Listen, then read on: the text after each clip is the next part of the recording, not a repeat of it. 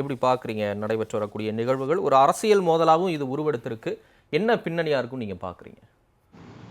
எல்லாவற்றிலும் அரசியல் மோதல் என்பதை பார்க்க முடியாது. அரசியல் தான் இதை தீர்மானிக்கிறது. உண்மையிலேயே மிகவும் வருத்தப்படக்கூடிய, வேதனைப்படக்கூடிய ஒரு 52 பேரது உயிர்கள் இங்கு போயிருக்கிறது.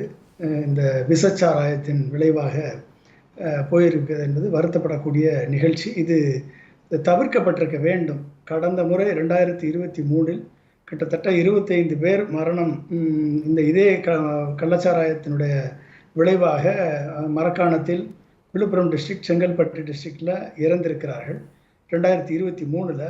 இதற்கு சிபிசிஐடி என்கொயரி நடந்து அதிகாரிகள், பொறுப்பான அதிகாரிகள் மாற்றப்பட்டு இந்த சிபிசிடியினுடைய ரெக்கமெண்டேஷனும் கொடுக்கப்பட்டு இந்த திரும்பவும் இதுபோல சம்பவம் இப்பொழுது கள்ளக்குறிச்சியிலே அந்த இடத்துல நடக்கிறது என்று சொன்னால் இது உண்மையிலேயே ஒரு ஒரு ஒட்டுமொத்த ஆட்சி அதிகாரத்தினுடைய தன்மையை கேள்விக்குரியதாக ஆக்குகிறது என்றுதான் நாம் கவனிக்க வேண்டும். ஏற்கனவே முதலமைச்சர் அவர்கள் தொடர்ந்து ரிவ்யூ மீட்டிங் போடுறாரு. மாவட்ட ஆட்சித்தலைவருக்கு வலியுறுத்துகிறார், மாவட்ட காவல்துறை அதிகாரிகளுக்கு வலியுறுத்துகிறார். இந்த சம்பவம் நடந்தவுடனே டிஸ்மிஸ் பண்ணியிருக்காரு, அதிகாரிகளை டிஸ்மிஸ் பண்ணியிருக்காரு, ஒரு நபர் கமிஷன் அமைச்சிருக்கார், இதெல்லாம் பண்ணியிருக்காரு. ஆனால் கடந்த முறை அந்த நடவடிக்கை தீவிரமாக எடுக்கப்பட்டிருந்தால் இந்த முறை இந்த உயிரிழப்புகளை தவிர்த்திருக்கலாம் அல்லவா?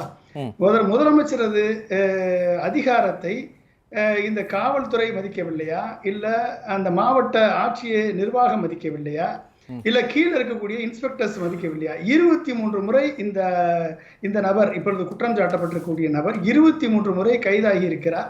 அந்த இடத்துல கடந்த 30 ஆண்டுகளாக தொழில் பண்ணி கொண்டிருக்கிறார் என்று சொன்னால் எந்த அளவிற்கு காவல்துறை நிர்வாகம், அங்கு வருவாய்த்துறை நிர்வாகம், அங்க மாவட்ட ஆட்சியர் நிர்வாகம், அந்த மதுவிலக்கு சம்பந்தமாக இருக்கக்கூடிய தனிப்படைகள் செயலிழந்திருக்கிறது என்பதை இங்கு வெளிச்சம் போட்டு காட்டுகிறது. கடந்த கிட்டத்தட்ட இது தொடர்கதை தான். இங்கு மட்டும் இல்ல, தமிழ்நாடு மட்டும் இல்ல, பீகார்ல 2022 கிட்டத்தட்ட 30 பேர் இறந்திருக்கிறார்கள். குஜராத்ல 2022 கிட்டத்தட்ட 28 பேர் இறந்திருக்கிறார்கள் இந்த விஷச்சாராயத்தை குடித்து. பஞ்சாப்ல கிட்டத்தட்ட 120 பேர் இறந்திருக்கிறார்கள் இந்த விஷச்சாராயத்தை குடித்து.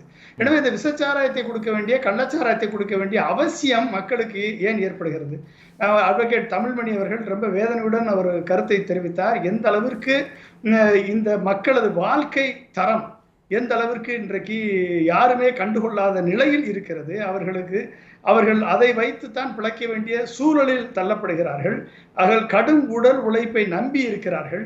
அப்ப அவர்கள் அந்த சொல்லக்கூடிய காரணங்கள் என்ன என்பதை அவர் உண்மையிலே அவரது போராட்ட வாழ்க்கையை நாம் எடுத்து பார்க்கும் பொழுது உண்மையிலே வேதனையாக இருக்கிறது, வருத்தமாகவும் இருக்கிறது. இதை ஏன் தொடர்ந்து அரசுகள் புறக்கணிக்கிறார்கள்?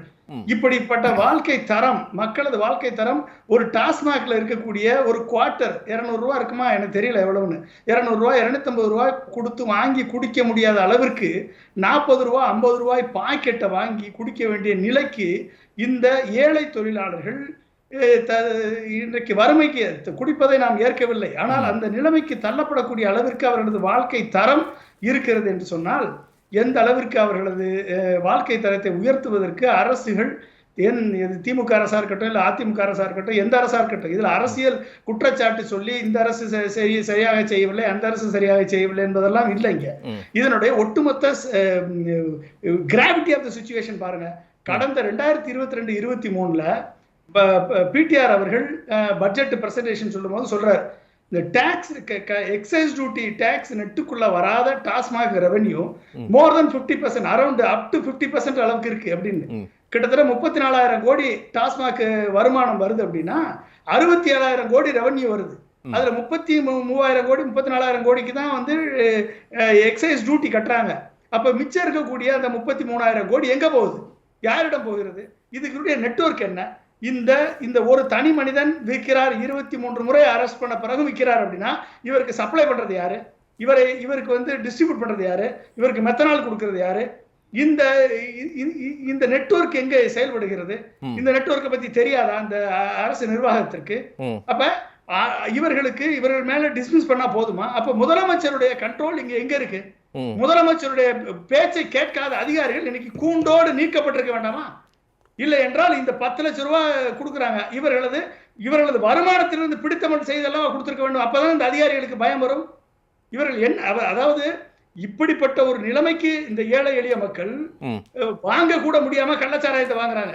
கள்ளச்சாராயத்தை வாங்கினா காசு குறையா இருக்குன்னு போய் வாங்குறாங்க. விசச்சாரத்தை கொடுத்து கொள்ளுவான்னு சொல்லி போகல. அவங்க செத்தவங்களை பார்க்க போறவங்களே இதே சாராயத்தை வாங்கி குடிச்சிருக்காங்க. அதுல எத்தனை பேர் செத்தான்னு தெரியல.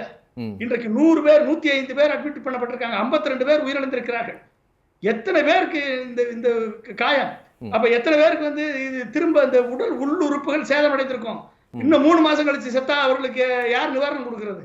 அந்த குழந்தைகளை பார்க்கறது, ஒரு குழந்தை அம்மாவும் இல்ல அப்பாவும் இல்ல, 2 குழந்தைகள், அவர்களை இதெல்லாம் ஒரு மிகப்பெரிய ஒரு சூழல் இங்க நிலவுகிறது. இதுல அரசியல் செய்ய வேண்டிய எந்த கட்சியா இருந்தாலும் சரி, யாரா இருந்தாலும் சரி, அது அதிமுக இருக்கட்டும் இல்ல திமுக இருக்கட்டும், யாரா இருந்தாலும் சரி, நடவடிக்கை எடுத்தால் மட்டும் போதாது. இதனுடைய நெட்வொர்க் எங்க இருக்கு பாருங்க.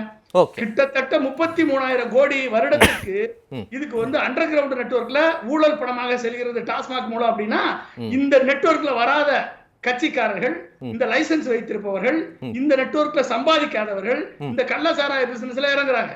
அப்ப இந்த கள்ளச்சாராய பிசினஸை காப்பது யாரு? இந்த அரசியல்வாதிகள், இந்த அதிகாரிகள், இவர்கள் தான் காப்புறாங்க. அப்ப அவர்களுக்குள்ள ஏற்படக்கூடிய போட்டிகள் இந்த மக்களை மெத்தனால கலந்து அந்த போட்டியில அட்ராக்ட் பண்ணி அப்ப வியாபார போட்டியாக மாறி இது மக்களை பழிவாங்கக்கூடிய போட்டியாக மாறுகிறது. அப்ப இந்த நெட்வொர்க்கை தூக்காம, இந்த நெட்வொர்க்கை எடுக்காம வருங்கால சமுதாயத்தை எப்படி நீங்க மாத்துவீங்க? அப்ப ஒட்டுமொத்தமாக இந்த கொஞ்சம் கொஞ்சமா படிப்படியா, அது மட்டும் இல்ல, ஒழுங்கான டாஸ்மாக் சரக்கு ஃபெர்மெண்டேஷன் ப்ராசஸ்ல வரல, ஃப்ரூட் ஃபெர்மெண்டேஷன் ப்ராசஸ்ல வரல, ஸ்பிரிட்ல வருதுன்னு சொல்றாங்க. இந்த குற்றச்சாட்டு இருக்கு. அப்ப அதுல சாகக்கூடியவர்கள் நிலைமை என்ன? டாஸ்மாக் சரக்கு சாப்பிட்டு எத்தனை பேர் சைலண்டா செத்துருக்கான். அப்ப அவனுடைய நிலைமை என்ன? அப்ப இது ஒரு எதிர்கால சமுதாயத்தை பாதிக்கக்கூடிய மிகப்பெரிய பிரச்சனை. ஓகே, இது தீர்வு காண இன்னும் இவ்வளவு விஷயம் பண்ணணும்னு சொல்றீங்க. ஆமா, முதலமைச்சர் இத ஒரு ஒட்டுமொத்தமா செய்யணும். மேபி அடுத்த ரவுண்ட்ல நான் அதை பத்தி பேசுறேன். ஆனால் முதலமைச்சர் கண்ட்ரோல்ல காவல்துறை இல்லையோ, அது அரசு அதிகாரம் இல்லையோ என்ற கொஸ்டினை மக்கள் மத்தியில இன்னைக்கு எழுப்பி இருக்கு. அப்ப இது முக்கியமான பிரச்சனை. முதல்வர் அவர்கள் இது சீரியஸா அட்டெண்ட் பண்ணணும். இல்லைன்னா இது ஒட்டுமொத்தமான ஒரு டோட்டல் டேமேஜ், ஒரு கரும்புள்ளியை முதல்வருக்கு ஏற்படுத்தும். திரு பொன்ராஜ், உங்களுடைய நிறைவு கருத்து. அதாவது ஒட்டுமொத்தமாக இந்த பிரச்சனையை நம்ம பார்க்கணும். இது ஒட்டுமொத்தமா மக்களது வாழ்க்கை தரம் உயராதவரை இப்படிப்பட்ட செயல்களில் மக்கள் ஈடுபட வேண்டிய சூழல் ஏற்படுகிறது. இதை பயன்படுத்திக்கிற சமூக விரோதிகள் சில அரசியல் போர்வையில் மணல் கடத்தல், கள்ளச்சாராயம், விஷச்சாராயம், இப்படி பல்வேறு வகையில் அவர்கள் ஈடுபட்டு இது மக்களுக்கு பொருளாதார இழப்பு, உயிரிழப்பை ஏற்படுத்துகிறார்கள். நீங்கள் பார்த்தீங்கன்னா சவுத்தில் ஒரு விஓவை மணல் கடத்தலை தடுக்க போன விஓவை கொண்டாங்க, நம்மளுக்கு கேள்விப்பட்டோம். இது மாதிரி எத்தனை சம்பவங்கள் மணல் கடத்தலை தடுக்கக்கூடிய அரசு அதிகாரிகள் குறிவைக்கப்பட்டு தாக்கப்படுகிறார்கள். இப்ப சமூக விரோதிகள் இப்படி கள்ளச்சாராயத்தை காய்ச்சுகிறார்கள். இதெல்லாம் காரணம் என்ன அப்படின்னா, அடிப்படையா காரணமே ஊழல் தான். அதுக்கு அடிப்படையான காரணமாக இருக்கிறது. மேல இருக்கவங்க எல்லாம் கோடிக்கணக்கில் சம்பாதிக்கிறாங்க, நம்மளும் சம்பாதிக்க வேண்டிய எண்ணம் கடைநிலை அரசு ஊழியர்களுக்கு ஏற்படுகிறது, கடைநிலை காவல்துறை அதிகாரிகளுக்கு ஏற்படுகிறது. அதை தாண்டி இருக்கக்கூடிய அரசியல் கட்சியில் இருக்கக்கூடிய அரசியல் கட்சிக்காரர்களுக்கும் அது ஏற்படுகிறது. அப்ப என்ன ஆகுது? சட்டவிரோத காரியங்கள்ல அவர்கள் இறங்க வேண்டிய சூழலுக்கு தள்ளப்பட்டு அதனால் ஏற்படக்கூடிய அவப்பெயர் யாருக்கு வருது? முதல்வருக்கு அது ஏற்படுகிறது. அப்ப இப்படிப்பட்ட சூழலை தவிர்க்கணும் அப்படின்னா இந்தியா, தமிழ்நாட்டினுடைய பொருளாதாரம் மேல வரணும். பொருளாதாரம் எப்படி வரும்? விவசாயத்திலையும், agriculture and agro food processing, industry, manufacturing sector, service sector, இந்த 4 செக்டார்லையும் எப்படி பொருளாதாரத்தை மேம்படுத்துறது? இதுவரைக்கும் கிட்டத்தட்ட பல்வேறு இன்டர்நேஷனல் அட்வைசர்ஸை வைத்திருக்கிறது திமுக அரசு. இந்த அட்வைசர்ஸ் சொன்ன யோசனைகள் என்ன? இந்த அட்வைசர்ஸ் கொடுத்த யோசனைகள், இந்தியாவுடைய பொருளாதாரத்தை மீட்டெடுப்பதற்கு இவர்கள் கொடுத்த யோசனைகள் என்ன நடந்திருக்கிறது? நலத்திட்டங்கள் இருக்கட்டும், சமூக நலத்திட்டங்கள்ல திமுக அரசை மிஞ்சுவதற்கு எந்த அரசும் கிடையாது. திமுக அரசை பார்த்து தான் பல்வேறு வட மாநிலங்கள் இன்னைக்கு காப்பி அடிக்கிறாங்க, தேசிய கட்சிகள் அதை காப்பி அடிச்சு பண்றாங்க. ஆனால் இந்த வளர்ச்சியை, பொருளாதாரத்தை மேம்படுத்தி மக்களுடைய பெர் கேபிட்டா இன்கம், அதாவது தனிநபர் வருமானத்தை உயர்த்துவதற்கு என்ன உருப்படியான திட்டங்கள் இருக்கிறது? அப்ப அது மட்டும் இல்ல. ரெண்டாவது, ஓகே. மேல ஒரு ஒரு சின்ன ஒரு பிரச்சனைக்காக ஒரு பொதுமக்கள், சாதாரண மனிதன் காவல்துறை போலீஸ் ஸ்டேஷன் நாடுனா அவனுக்கு ஒரு எஃப்ஐஆர் கூட போட முடியாத நிலை ஏற்படுகிறது. அப்ப என்ன ஆகுது? அவன் வந்து அடுத்து போய் டிஎஸ்பியை பார்த்து, அடுத்து வந்து எஸ்பியை பார்த்து, கலெக்டரை பார்த்து ஒண்ணுமே நடக்கல அப்படின்னா அங்க வந்து வன்முறை வெடிக்கிறது. அங்க வந்து இந்த இந்த சம்பவத்துல எடுத்துக்கங்க, எத்தனை மக்கள் வந்து கதறிக்கிட்டே பேட்டி கொடுக்குறாங்க. எத்தனை வட்டம் நாங்க போலீஸ்ல சொல்லிட்டோம், ஒரு ஆக்ஷன் கிடையாது. அப்ப என்ன ஆகுது?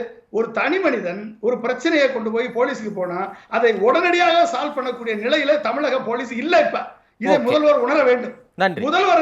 முதல்வரது கட்டளைகள் கீழே வரைக்கும் போகுதானா போகல என்பதை முதல்வர் உணர வேண்டும். நன்றி. இதெல்லாம் சரி பண்ணாதான் ஒரு சிறப்பான நிர்வாகத்தை கொடுக்க முடியும், இல்லைன்னா கஷ்டம். நன்றி திருப்பூர். இன்றைய நெற்றிக்கண் நிகழ்ச்சி அமர்வு அரசியல் கருத்து மோதலா இல்லாம தத்தமது அரசியல் நிலைப்பாடுகளை கடந்து எல்லாரும் ஆக்கப்பூர்வமான விஷயங்களை முன் வச்சிருக்கிறீங்க. ஒரு கருத்தியல் ரீதியிலான ஒரு புரிதலை ஏற்படுத்தக்கூடிய ஒரு அமர்வாகவும் இது அமைஞ்சுது. திரு தமிழ்மணி பல இடங்களில் கண்கலங்கி தன்னுடைய உணர்வுகளை வெளிப்படுத்தினார். பார்க்கலாம், நிச்சயம் அந்த மக்களுக்கு ஒரு நல்லது நடக்கும்ன்ற ஒரு நம்பிக்கையோடு இந்த அமர்வை நிறைவு செய்கிறேன்.